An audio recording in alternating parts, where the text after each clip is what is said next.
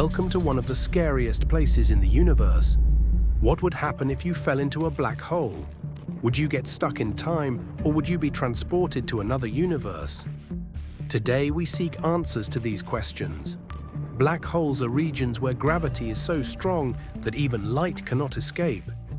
Anything that crosses the event horizon is inevitably pulled toward the center. But what happens to a person who falls inside? As you approach the event horizon, an outside observer would never actually see you cross it. To them, it would appear as if time was slowing down for you. However, from your own perspective, time flows normally, and you begin an unavoidable fall into the black hole.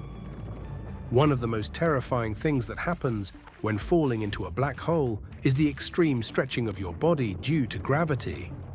This process is called spaghettification. Your feet would be pulled much more strongly than your head, making you stretch out like a piece of spaghetti. Once you pass beyond the event horizon, there is no escape.